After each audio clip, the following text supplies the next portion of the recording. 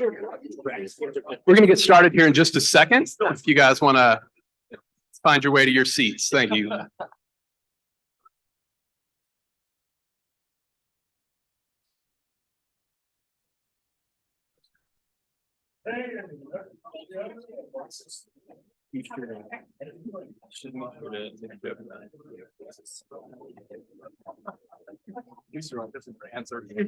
Slightly different. I'll start with that. Really invested in this. You should be Seattle.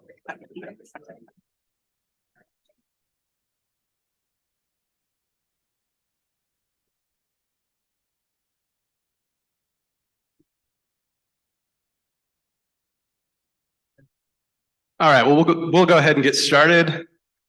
Welcome to the panel about vest wearing. We are your representatives. My name is Patrick Harrington. I'm the manager of the Wyoming Office of Outdoor Recreation. It is awesome to see you all. Congratulations to Taylor, Dan, Birch on this wonderful event. It's awesome to see everybody here. This panel is intended to share lessons learned from other state outdoor recreation offices. I'll ask these two gentlemen to introduce themselves in a second, but I have Conor Hall from the Colorado Outdoor Recreation Industry Office and Matt Weintraub from the Nevada Outdoor Recreation Office joining us today. So we are all three members of the Confluence of States, which is an alliance of 17 state outdoor recreation offices, all pointed in the same direction, working within the same vein, taking our own approaches to achieve the 4 pillars of the Confluence Accords, which are conservation and stewardship, education and workforce, economic development, public health and wellness, and then over the last couple of months have been working to stitch diversity, equity, and inclusion language into all 4 of those pillars, seeing that, you know, that work really does touch all those other 4 pillars. Overall, sort of the structure for today, or for this panel, we're going to talk through just a number of questions. As Birch mentioned early in her comments this morning, there is QR codes on the table that will pull up some sort of app called Slido, and that will generate questions that I will see here on my on this tablet that I've got. And so please ask any questions you have, particularly of these two gentlemen, and we'll get to those at the end of our comments here. So with that, what I might do is ask these two guys to introduce themselves. Conor, you want to go first? Yeah, happy to. Thank you, Patrick. Morning, everyone. Good to be up in Wyoming. I grew up in a really small mountain town down in Colorado, but grew up spending a lot of time, outdoor recreating in Wyoming. So great to be back up here. As Patrick said, I'm the director of Colorado's Office of Outdoor Recreation and Industry. I've been in that role a little over a year. Before then, spent some time working for the Trust for Public Land. And then before that, served as kind of a general senior advisor and director of external affairs for then Governor, now Senator John Hickenlooper down in Colorado. And helped him create this office in Colorado back in 2015. And any other intro things you want me to touch on? Yeah, tell us your favorite place to recreate outdoors in your state. Oh, that's a tough one. I can't tell you my actual favorite place. It's got to be your secret spot. Can't be overrun, but I'll give you one. One of my favorite places really in the world to hike and to recreate is Willow Lake in the Sangre de Cristo mountain range above Crestone, Colorado, where I grew up. It's a lake, that little alpine lake that sits at about probably just under 13,000 feet, big, 75-foot waterfall at the end, and just really beautiful spot. That sounds great. And thanks for making the trip up, Conor. Matt. Yeah, hi folks. Matthew Weintraub. I'm the Deputy Administrator for the Nevada Division of Outdoor Recreation. I've been in this role for about 1.5 years, and prior managed tourism programs for a couple of cities in Oregon, and also state and federal government affairs for a statewide outdoor recreation advocacy organization in Oregon. So kind of have that public sector and that nonprofit sector background. Unlike Conor, I grew up in a not small, not mountain town of Seattle, Washington. Fun fact, 2 of my staff members that I hired also were born there. And one of them went to a rival high school of mine. So we do have Seattle Mariner Fridays, though, in our office, which we're very proud of. But yeah, I grew up fly fishing in the Puget Sound, skiing in the Cascades, and hiking in the Olympic Mountains. So for me, it's been part of who I am from a young age. And I'd say I'll answer the favorite place to recreate Please do. in Nevada is probably along the Tiobe Crest Trail in the Tiobe Range. It's kind of central mountain range in Nevada. And it's been recently like restored and reopened after kind of being lost to about 40 years of old growth sagebrush, which, fun fact, easiest way to clear that is with a battery powered sawzall. So imagine those in the backcountry. So The kind of things you didn't think you were going to learn at the panel today. Well, thank you again both for joining us. I think what we'll do now is just hop in to some of the questions I have for these two guys. Please do. Still not seeing any questions in the chat, so just remember that option's there, and we'll tie into that at the end. So Conor, can you tell us a little bit about your office's perspective? Where do you spend your time, and a couple of big wins maybe you've had in the last couple of years? Yeah, thanks, Patrick. So our office, again, created in 2015. We're the second such office in the country after Utah. And the creation story really, then Governor Hickenlooper and I were sitting in a meeting with the Outdoor Industry Association. And for the first time ever, they'd captured the data, the economic impact data around the outdoor recreation industry. And I think at that point, in Colorado, the size of that economy was $38 billion, something in that range. And we always knew it was big. We always knew it was, hugely important in Colorado, but it was a whole different thing to have those numbers and see the scale. And I remember Governor Hickenlooper turning to me saying, let's create an office. Let's create an office to serve as the steward of this industry. I had no idea how to create a office in state government, but we pulled together the right people and we put it very intentionally in Colorado's Office of Economic Development and International Trade, because we were deciding between that agency and the Department of Natural Resources and Colorado Parks and Wildlife, and both would have made sense. But, the governor felt strongly that because this was truly one of the biggest arguably the biggest economic driver in the state of Colorado and the source of over 500,000 jobs, nearly 18% of the jobs in the state, that's where this should live. And so we have 4 really guiding pillars that my team and I spend most of our time on. And I'll list the 4, and then I'll give you a quick example of some of the work we're doing in each. So the 4 pillars are economic development, stewardship and conservation, education and workforce, and then public health and equitable access. You may recognize those pillars. They're very similar to the confluence pillars that Patrick just listed.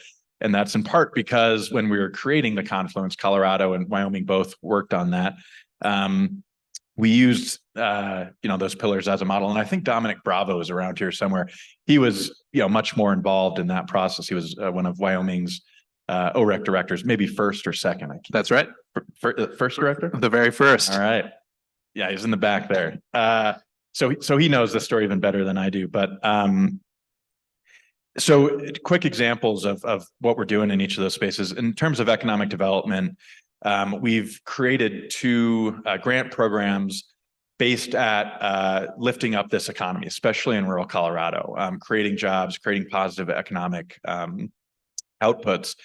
And so we'll give out through those 2 programs about $6 million this year.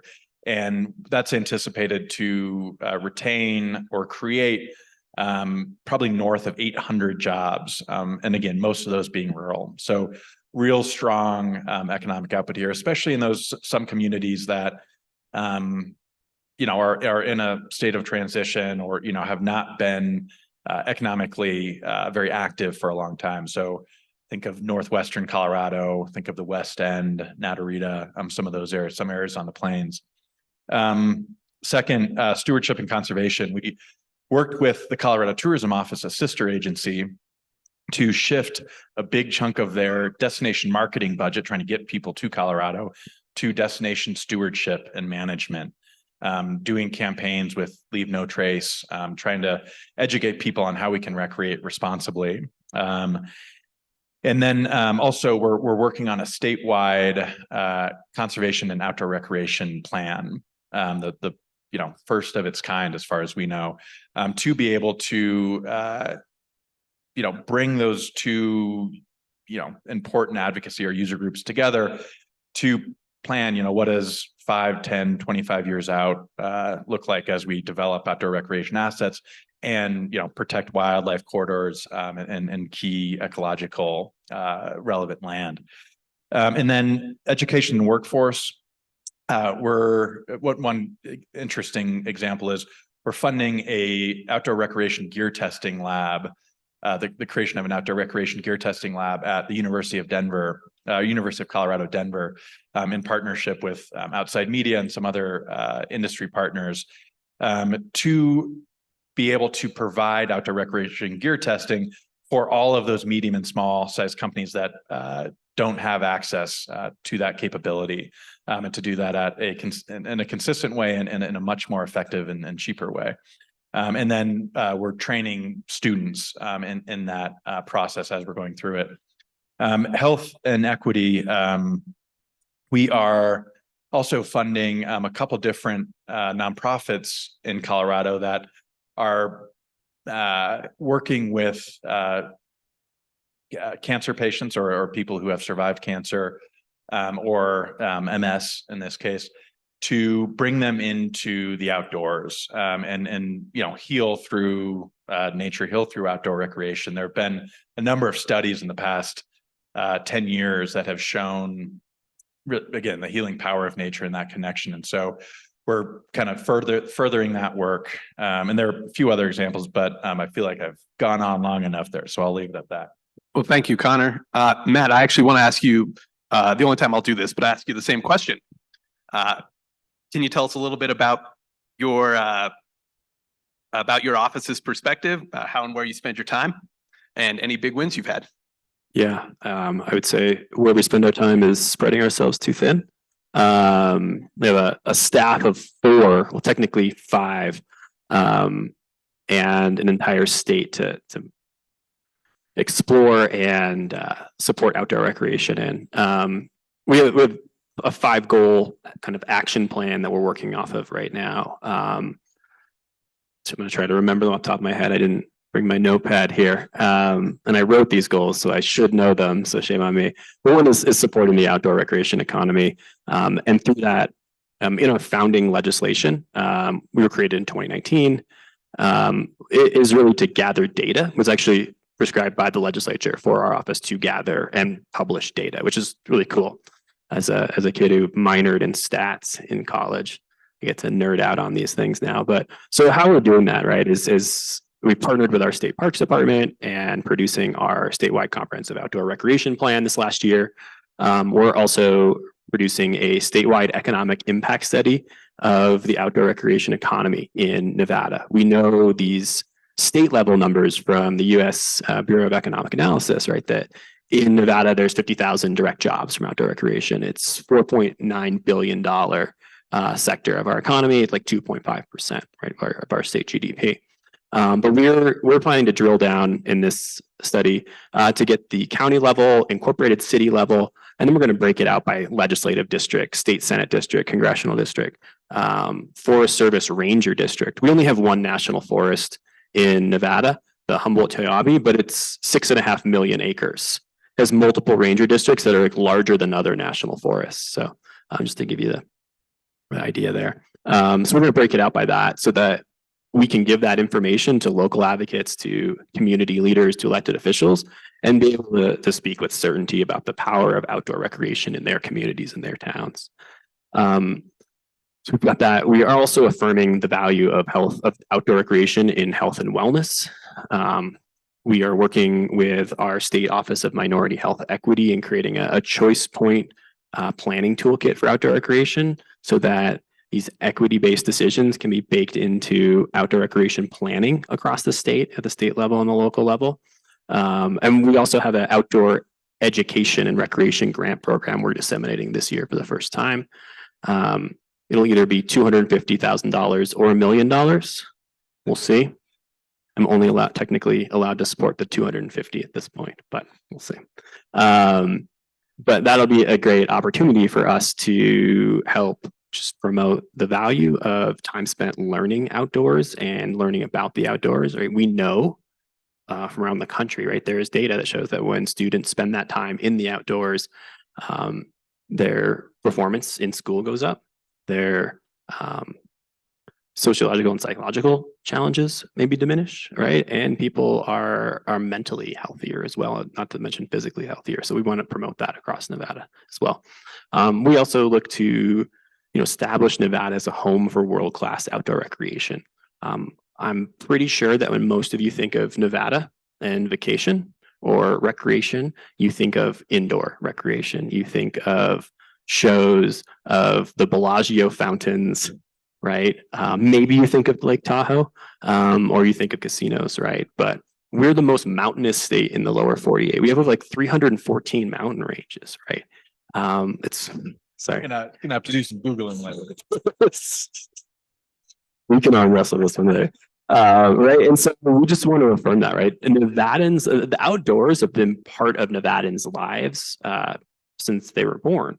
I think the challenge is they don't think of it as outdoor recreation. They just think of it as going outside.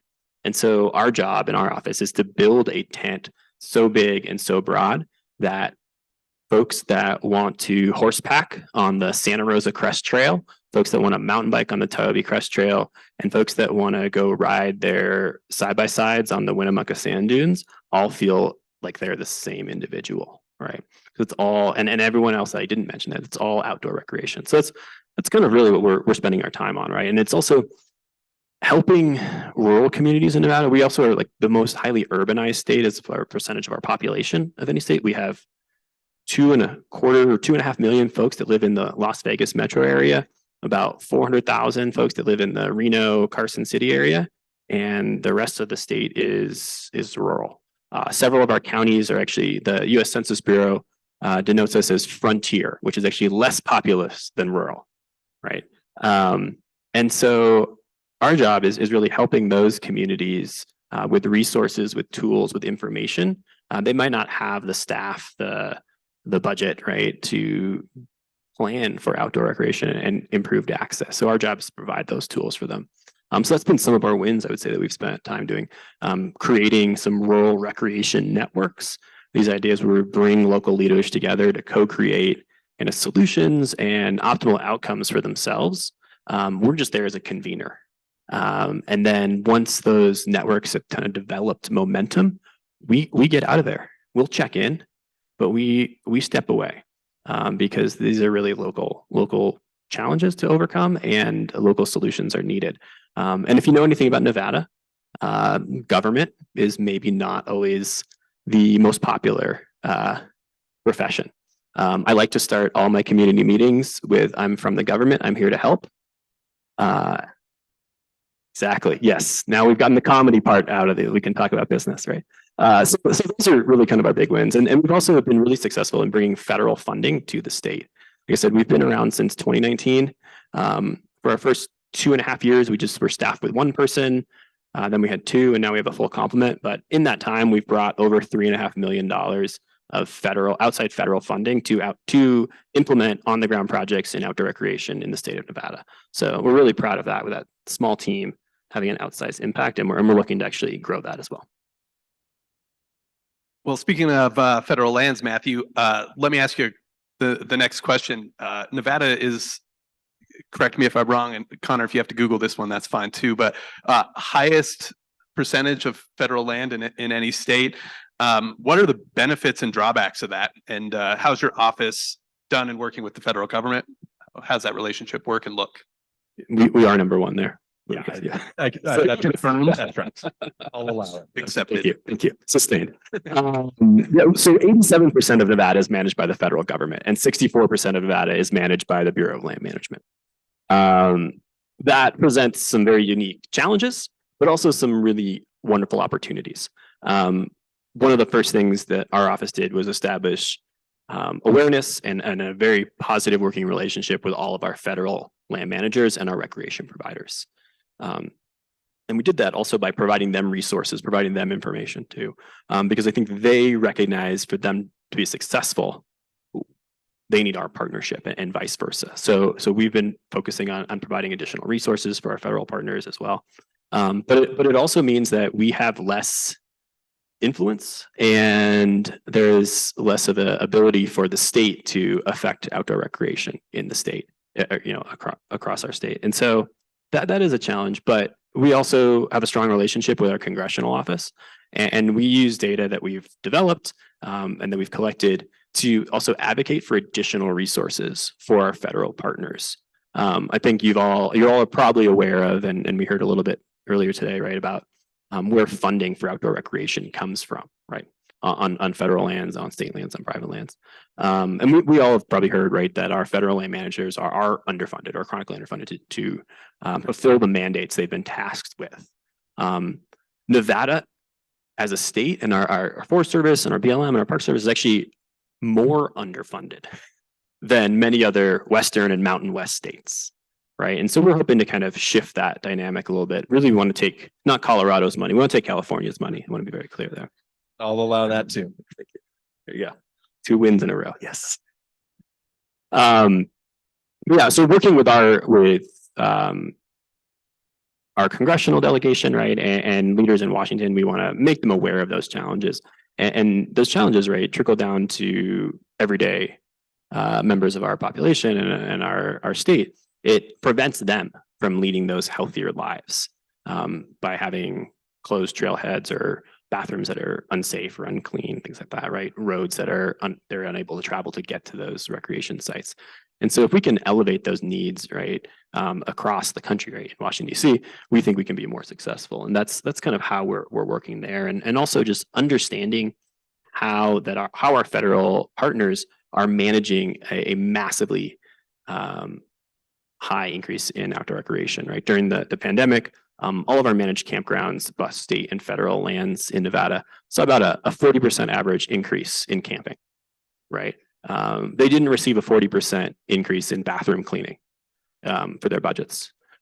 So helping our federal partners disseminate responsible recreation information, working with our local tourism providers and Travel Nevada to disseminate lesser used or information on like lesser used recreation sites is also one way we're partnering to, right? So we can kind of shunt some of that pressure, those high use areas.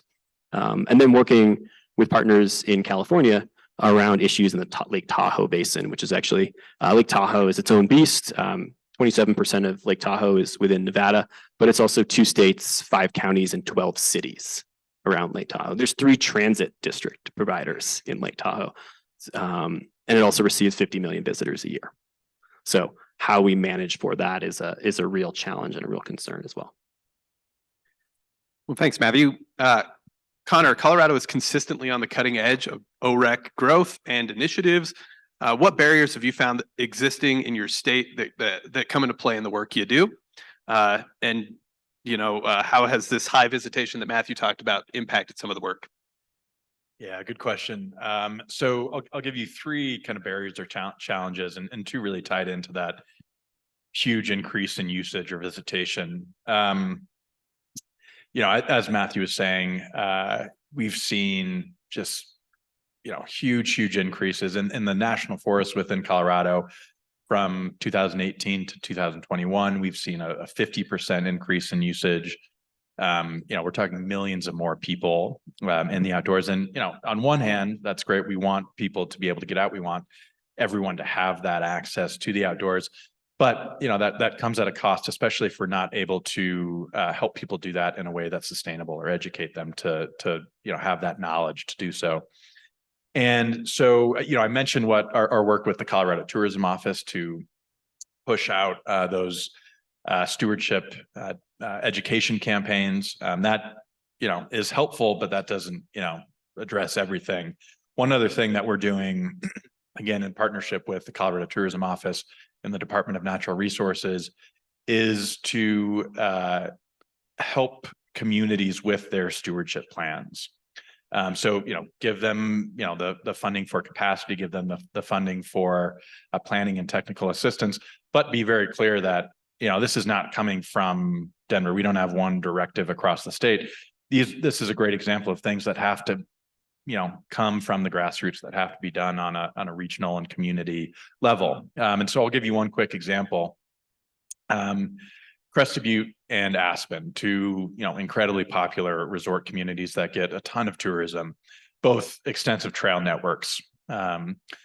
And Crested Butte, we were working with them, and their strategy that they developed was to push all of the tourists, all the visitors who come, and disperse them across that trail network so as not to overrun any, 2 or 3 or 4 trails.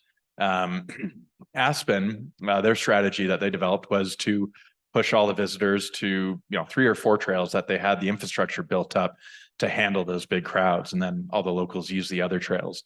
So 2 very different approaches to end up at the same result, which is more capacity to handle these increased crowds.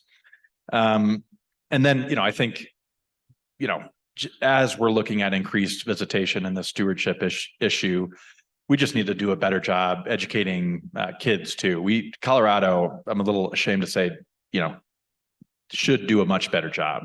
There are states like Oregon that send every kid, I don't know, 4th or 5th grade, something like that, give them a, curriculum in the outdoors, how to be comfortable in the outdoors, how to be a good steward. And, and then that's capped with, I think, a week in the outdoors to put that theoretical knowledge to practical use. I'd love to see that happen in Colorado. I'm encouraged by what you're doing in Nevada. But that's how you create lifelong stewards. And, there's a much higher ROI in terms of stewardship, doing it that way, as opposed to trying to convince adults who are coming into Colorado through, targeted leave no trace campaigns. Much higher ROI on the education side. The second, and this is interrelated, but it's this interplay of conservation and outdoor recreation. And the reality is that there is strong overlap in those 2 things. Many folks that are conservationists are outdoor recreationists and vice versa. But there are times where those things come to a head. If you're, and we see it a lot in Colorado, if you're, you have let's say a mountain bike group developing a new trail, and it cuts through a wildlife corridor, that's an issue. And we've seen can get pretty antagonistic. I know the same thing has happened in Wyoming, in Nevada as well. And so one thing that we're doing to try to get ahead of that where we can is we're working with Colorado Parks and Wildlife, one of our closest partners, to fund regional partnerships. It's the Regional Partnerships Initiative. But what it is coalition building in regions around the state. We have 13 now, and we'll probably get up to 20, and that will be pretty full coverage of the state, that bring together outdoor recreation interests, conservation interests, where it makes sense, agricultural interests, and any of kind of those key industries in that region to plan together and figure out, how do we want to develop? What do we want this to look like? Where do we put these outdoor recreation assets that, are where we're still protecting, wildlife and land. And that's been super successful. Again, there's not a clear directive of like, this is how this has to look exactly. We're letting the regions tell us, this is, kind of what we need here. These are the groups that should be at the table. And then we're giving them that funding for capacity and for planning. And ultimately, all those regional plans will funnel up into our statewide conservation and outdoor recreation plan. The third, challenge, I think Matthew mentioned this as well, but it's the scope and scale of what we call the outdoor recreation industry. Really what that is a whole bunch of different industries that have this through line of the outdoors. And it's, retail and guiding and manufacturing and, a number of different, sometimes very different industries. And so one of our greatest struggles is, how do we use our somewhat limited resources and bandwidth most effectively to push and make progress in those 4 pillars? And how do we, how are we not always completely reactive, trying to cover this massive industry across this whole state? And so, and how do we bring people together? How do we,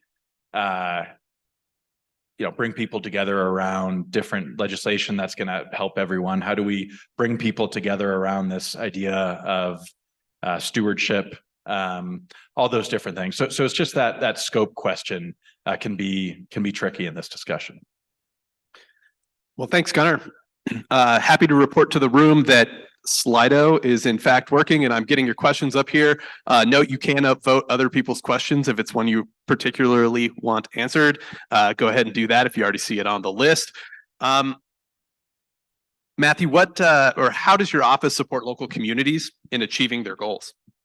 Yeah, this is a great question, and I really love working on local community recreation planning. I said I used to work for a couple of cities, so I have that soft spot for local recreation and municipal planning, and especially rural communities. Like I said, I grew up in a big city, but one of my first jobs out of college was working for Washington Fish and Wildlife, kind of right next to the Canadian border on the east side of the Cascade Mountains. And I told my friends, if you want to come visit me, you drive 296 miles and the pavement ends, I'm a quarter mile up on the right. And so coming to Nevada, where there's just a plethora of these rural communities, it's been fantastic to work with them. I mentioned Tahoe having 50 million visitors. 2 hours down the road from our office is Esmeralda County and the town of Hawthorne. I'll be down there in a couple of weeks. That county has 4,700 people there. They have 1 recreation staffer, right, for the entire county. So what we have been doing, I mentioned these kind of rural recreation networks, is providing them technical assistance and planning assistance. Our goal in 2 years is to have at least 1 recreation planner on staff in our office. In the meantime, to augment that, we've developed a wonderful partnership with the National Park Service and their Rivers and Trails and Conservation Assistance Program, which provides community planning, recreation planning, technical assistance in projects. And normally that program, they don't give out monetary awards. It's staff time, usually a couple hundred hours of project. And they usually fund or award a couple of projects per state per year. But just with our partnership, they actually awarded 9 projects in Nevada this year, right? So it's a wonderful idea. And we've been spreading those all around the state, everything from the Black Rock Desert in the little town of Gerlach, where, every October over 100,000 people descend on this beautiful, pristine playa and have a small little event called Burning Man. You ever heard of that?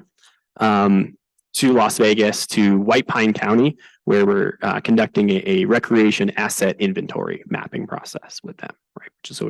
And then that will be used to create a gap analysis to understand where they need to develop additional recreation infrastructure to meet current and future demand, which is pretty cool. So we've been doing that, right? And that's really our bread and butter, and really been inspired by some of the community listening sessions and visiting tours that Colorado has done.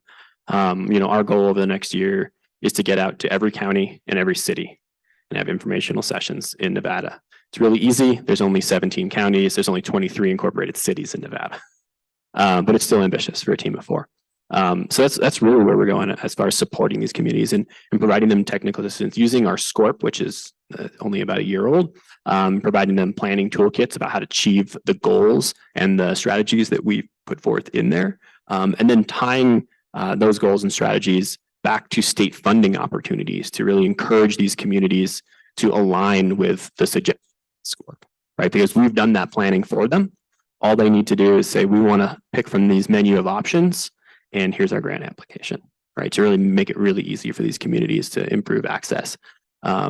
both to create economic opportunity through tourism, through small business creation, but also to create healthier communities where they live, right? Because I think so much of our work is around tourism, economic development, but we know that a great place to visit needs to also be a wonderful place to live, right? And to raise a family, right? And to build community. And so we want to make sure that it's kind of a holistic approach.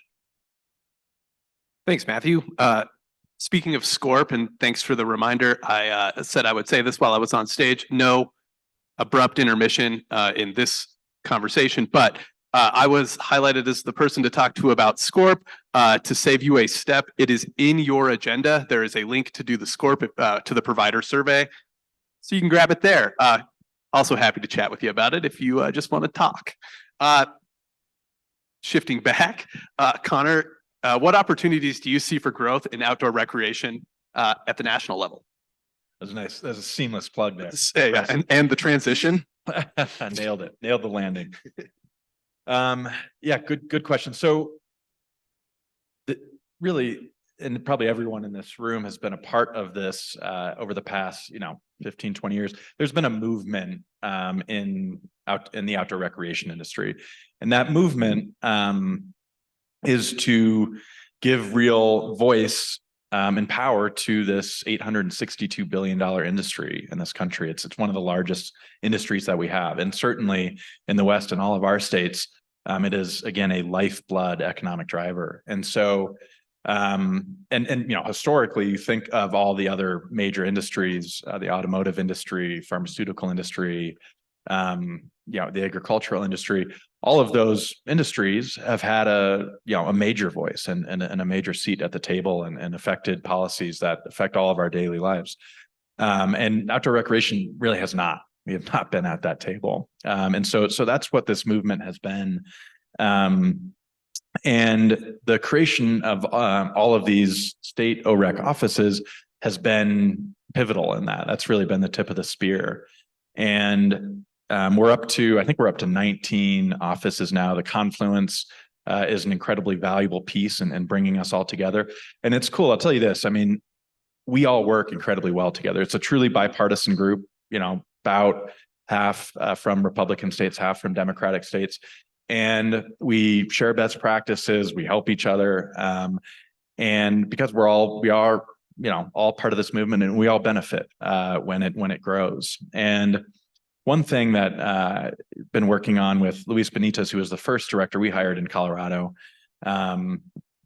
is the creation of a federal or a national outdoor recreation industry office. And so we're finally making some progress. I was in DC last week having some meetings around this. And the idea really, it's very similar to what our state offices do. Not to say all state offices are the same, but serving as that central resource on the federal government level, and being able to communicate and work with all of our state offices. Because I'll tell you right now, it feels a little bit like a black box sometimes trying to work with the federal government. And that is not to say that we don't have great partners and people who are working really hard, but it's this industry, the outdoor recreation industry, touches so many different agencies. And it's such a sprawling bureaucracy that it can be just really, really tough to communicate, to work with. And there's so much, there's an unprecedented amount of federal funding flowing right now. And I want to make sure that all of our states in the outdoor recreation industry, has a fair share of that. And so that's really the idea there, is to have, one person or a small office in the federal government. We're not trying to add a whole nother layer of bureaucracy, but we want that point person who's living and breathing this and able to communicate and coordinate. And right now it's looking like that will likely land in the Department of Commerce. But it's possible that there might be legislation run too. And it could also in the future spark an office in the Department of Interior, possibly in the Department of Agriculture, all of those kind of key, like primary outdoor recreation focused agencies. So that's, we've been talking about this for years. Feels like we're finally making some really good progress. But nothing happens quickly at the federal level, as all of you know. So that's kind of the update there. Thanks for doing that, Conor. We're looking at maybe somewhere in the neighborhood of 25, 30 minutes left in this. I got one more set of questions, one more for each of you, and then we'll dive into the room's questions. So Matthew, this winter we all watched the Eastern Sierras get hit with one atmospheric river after another, burying full towns, snowpacks hitting record levels. What threats exist to Nevada's outdoor recreation industry, and how is your office working to limit those impacts? Yeah. I mean, it was great snow. Probably still is. It is. Yeah, we'll be skiing through July in the Sierra. And at one point in December, our head of state lands walked into my office at 1 p.m. and he said, "Why are you surprised to see you here?" And I was like, "What do you mean?" He's like, "Oh, 4 feet of new snow." And I was like, "I don't know." And my program officer popped right in the office and said, "He just got in." He knew what I was doing that morning. Yeah, it's been a bit of a challenge with that snow, but also opportunities, right? I think our snowpack, right? Reservoir levels, we've all heard about the Colorado River Basin, right? Lake Mead, record lows, and that sets increase. We're not out of the woods, right? In any means there, but it also means a delay, right? Those threats it's a delay in summer operations, right? Wonderful skiing in the Sierras, but also the summer recreation and summer tourism economy there from the outdoors is a much bigger part of that economy, and that means a delay there, right, for operators. There hasn't been the massive flooding in the Sierra front that a lot of people predicted. That all happened everywhere else in Nevada. We had a state of emergency across most of the state, across most of that Great Basin area for massive amounts of flooding, road washouts. A couple of dams failed, right, threatening whole communities because these very arid regions were not prepared, right, and could not handle that much influx of water. And that's a very short-term threat. I think the broader kind of I would say threat to the outdoor industry in Nevada, and one which I'll really commend all of you for being here, right, and hearing some of the opening speakers' remarks on the purpose of this. It is missed opportunity. There's so much development happening in Nevada, both physical construction and just creation of networks of conversations, that if outdoor recreation there can't get on board with that or can't get organized, we're really going to miss opportunities. One of those pieces of data that we're collecting is actually an inventory of every outdoor recreation business in the state of Nevada. We're hoping to wrap that up by the end of spring. So we'll be able to contact every business owner, every company that's part of that $4.9 billion economic segment, and talk to them about the value of outdoor recreation and help them get aligned on messaging, on concepts, on opportunities. I mentioned there's 50,000 direct jobs created by outdoor recreation in Nevada. That's the same amount of jobs that the mining industry in Nevada, where 70% of the US gold production comes from, right, creates. This is not a competition with the mining industry. It is supportive, right? We can work hand in hand. Folks who work at Nevada Gold Mines in Elko, they've also been instrumental in creating a world-class motocross racetrack there. And they're creating a 50-mile non-motorized trail network in right outside of Elko. They'd be able to ride from town to go to, right? Because Nevada Gold Mines also recognizes that their employees, when they're off the clock, want places to recreate close to them, right? And so it works hand in hand with different industries. And so if our outdoor recreation industry can't get united around a common core ideas and some values, and the idea that the state of the outdoors is bipartisan and is for all, we're going to really miss some opportunity. And we're there providing them those resources, that technical information, and being a cheerleader, right? We're not there advocating with them, but we are providing them the tools to be effective advocates. And really just commend all of you for helping shape the direction of recreation here in Wyoming, right? It's coming, it's happening. Folks are coming from other states, right? This other state. Yes. Montana. Yeah. And really just commend all of you for helping to co-create that future of how Wyoming can benefit from outdoor recreation, both as a quality of life, but also from the economic opportunity created by this industry. Thanks, Matthew. You said you were in legislative mode and you nailed it on that question, man. I've been looking forward to asking you this question, Connor. We have a colleague in Arkansas, the state director of Arkansas, Catherine Andrews, currently on maternity leave.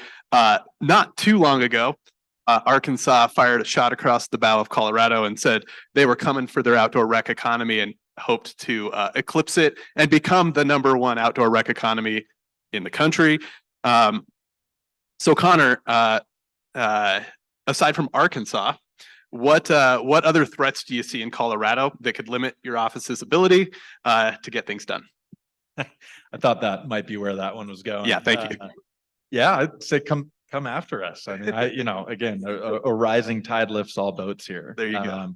And I have been to we did a confluence meeting down in Arkansas, and there's some great mountain biking in Northwest Arkansas there, but I didn't see too many Rocky Mountain peaks or anything that could rival that. Maybe none. So they had a little ways to go. I'll keep this answer pretty quick because I want to get to the questions from the audience, and I feel like I've talked over a couple of these. I mean, really, the threats I see, overuse and the stewardship piece, the scope of what we're trying to do across and across this massive disparate industry, but the one that I'll maybe just talk a little bit more about is a real need to keep this bipartisan in Colorado. And the reality is that 92% of Coloradans participate in outdoor recreation. I would imagine it's a very similar number across our states here in the West. And that's an amazing thing. I mean, you can't find 92% of people that do any one thing these days, and that transcends rural and urban. It transcends red and blue. All of these boundaries that sometimes feel so insurmountable. And in my humble opinion, I think it's one of the few unifiers that we have left in the public arena, and there's real power in that, and we have to be aware of that and use that to bring people together, to get people outside. There are so many health benefits to getting people outside. So we have to maintain that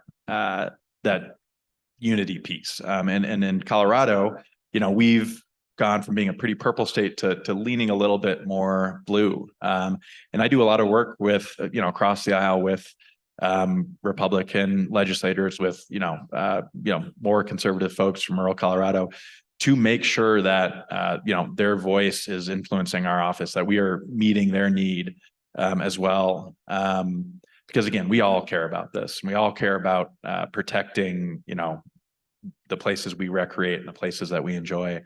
So that really is a threat that I see, and somewhere that we remain laser focused. What a great point, Connor. Yeah, certainly see that same thing in Wyoming. And it is one of those through lines in our society that just gets support in either aisle, man. And yeah, very prescient comments. All right. Please continue to add to this list, upvote ones you want to hear. I'm just going to start at the top from the ones you all wanted to hear the most.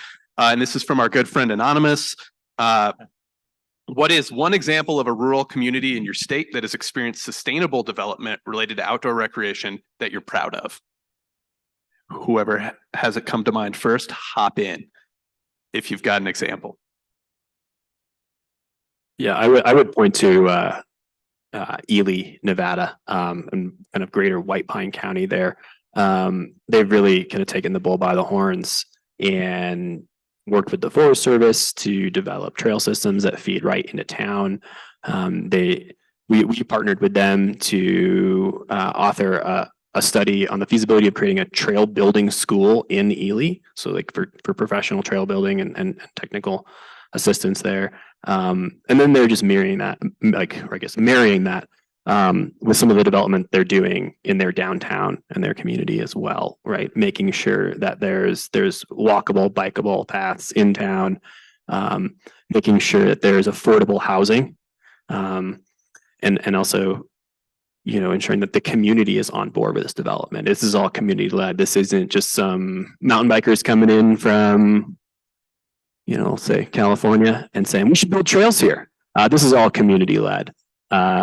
and really just hats off to them doing that and doing it in a scalable way, ensuring that some of their more traditional outdoor recreation experiences that might be unattainable for various reasons at certain times of the year are augmented by others as well.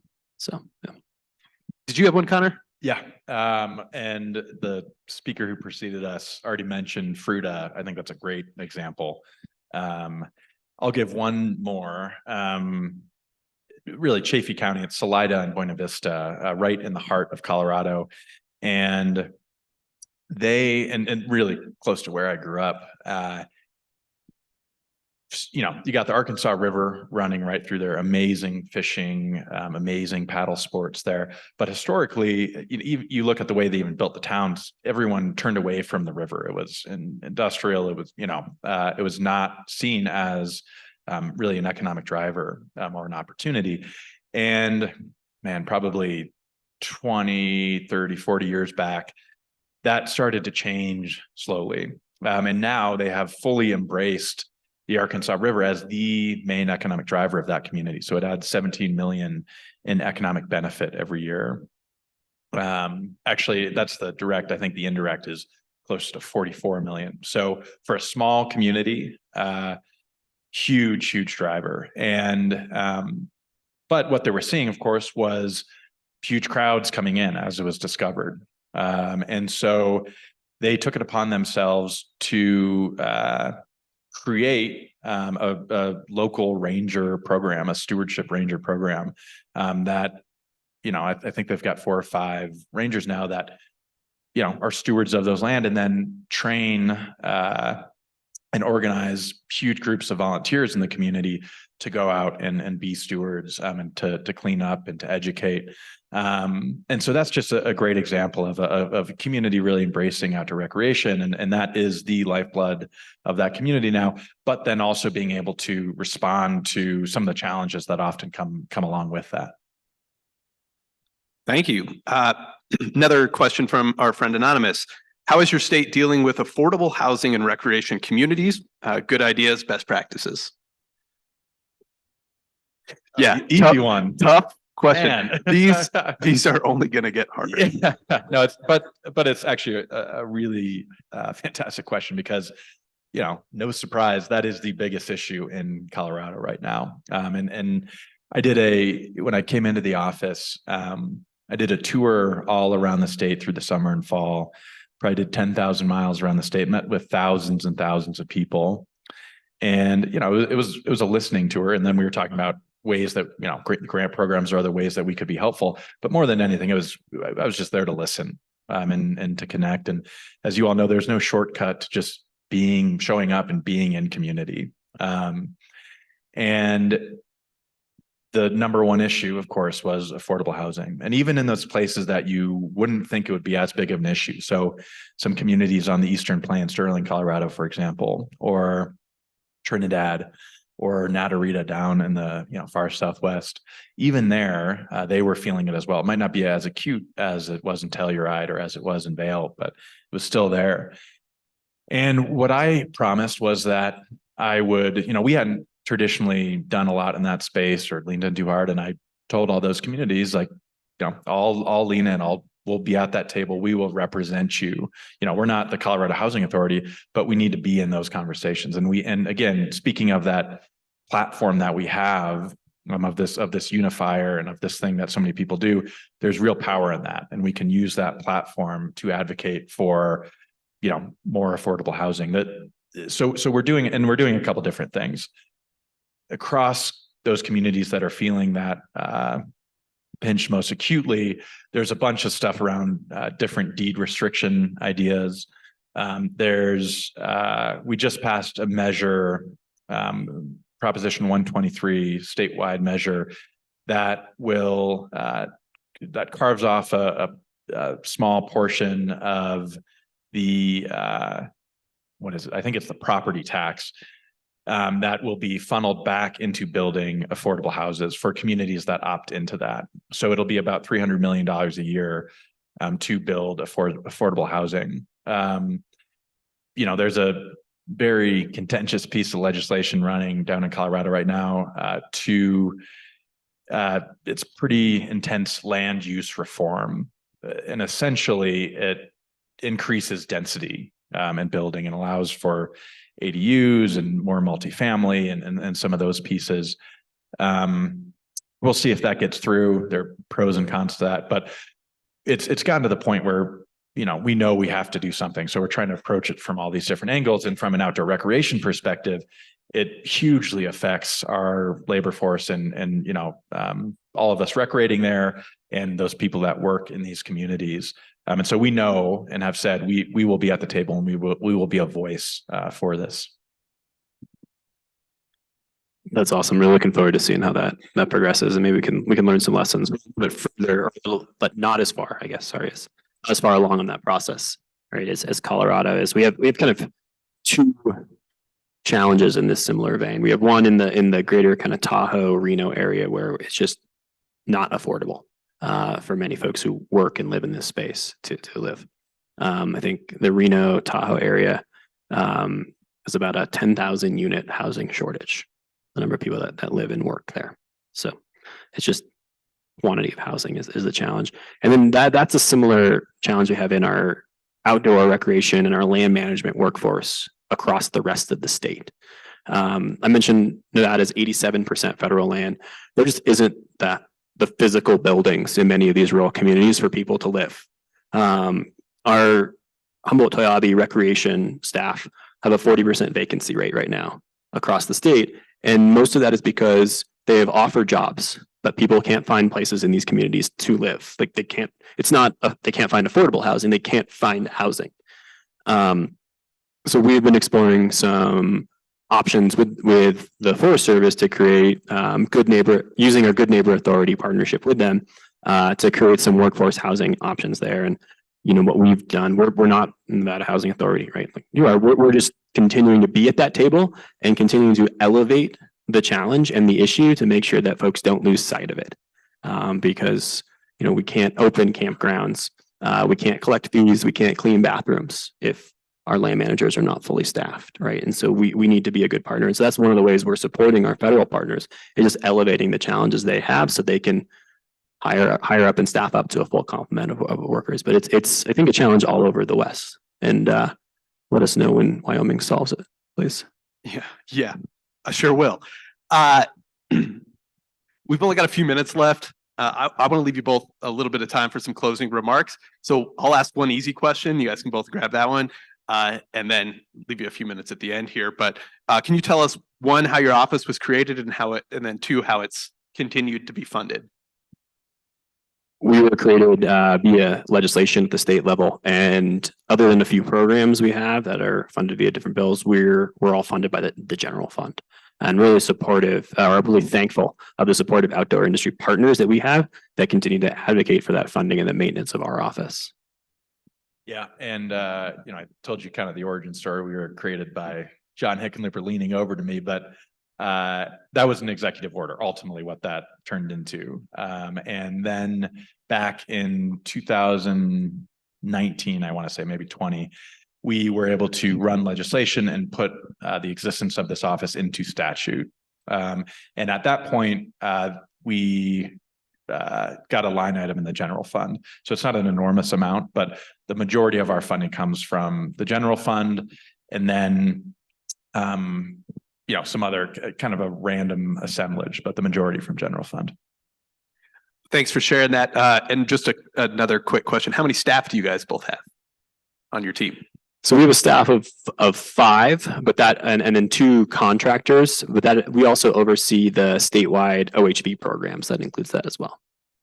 Yeah, and we're also a staff of 5, and then in our agency we're supported, you know, legal, comms, marketing, HR, all those other things outside of that. Thanks for sharing that. Sounds similar to Wyoming. I think we are a fortunate 3 outdoor rec directors that have staff at their side. So yeah, why don't I give you guys both a minute or 2 or 3 for just some closing thoughts that you might want to share. Anything you didn't feel like we touched on that have been especially helpful and that you might want to share with folks in Wyoming, if you have anything. Well, I'll keep my remarks brief. You've heard enough of me probably, but that's what people paid for. Yeah. I'll just kind of reiterate again. I think the opportunity that we have as we, in this movement, as we come together around outdoor recreation and grow this industry and grow economic opportunities and jobs, and people's access to the outdoors and all the benefits that come with that. I think we have to continue working together, I think, as states and as state directors. That's why I, jumped when you all reached out to invite me up here. I think this type of interaction and collaboration is incredibly important. So I'm just honored to be here. I wish I was here long enough to actually recreate in Wyoming, but I gotta head back after lunch. But thank you for having me. Come find me at lunch or afterward if you want to talk any more about anything that I said today. Consider us down in Colorado. I know there's maybe a friendly, sometimes not so friendly rivalry, but consider us in my office certainly a partner and a collaborator in this movement. And thank you for being here today. Thanks, Conor. Matthew? Yeah, I'd say same with Conor. When y'all reached out, I was very eager to come join you here and share some experience. I grew up in Washington State, worked and lived in Oregon for many years, and now live in Nevada. I just think understanding how recreation is managed, how folks get outdoors, what that recreation economy, that industry looks like in different states only helps us all grow and when we work together. And maybe I'll leave folks with some parting thoughts about how we can effectively grow this space based on some just personal background. Is that get involved, talk to your local city council, your county commission, your state legislators, right? They all represent you. Get involved with Patrick and the outdoor recreation office here, right? Learn what they're doing, gather that data, and then talk to your local leaders about why the outdoors are important to you and how future investments, future policy decisions can positively affect not only your lives, but the lives of everyone in your community, right? We know that time spent outdoors saves our community money. It saves lives. Like we can actually quantify the dollars and cents there. And then we also can quantify dollars and cents in economic impact. Those tell a great story. And then tell your story. This is a slow burn. We love to go on social media and post about how awesome it is and how we want the outdoors to be a great place. And that's wonderful, but these policy decisions happen in places of government. So just get involved and speak up for the outdoors. A lot of folks think that what we do is lead hikes and they'll play in the outdoors. But I think our office is really well titled. Our acronym is NDOR, indoor. We go indoors to talk about the outdoors. And so that's what it will take. So carve out 30 minutes, talk to your local representatives and tell them about the value of the outdoors for you. I just want to put a fine point on one thing that Matthew so rightly identified. You have a great director here in Patrick. He has been awesome to work with and incredibly collaborative. And congratulations on the trust fund legislation that you all just passed. We were enviously watching that from down south. Just to put a fine point on that piece. Well, thank you for the kind words, Conor. And I hope you all will join me in thanking these two. They were in DC last week and still made the trip up here to Wyoming to join us today for this. So thank you, Conor. Thank you, Matthew. Appreciate it. And we'll be in your neck of the woods anytime you need. Thank you. Thank you. Thank you.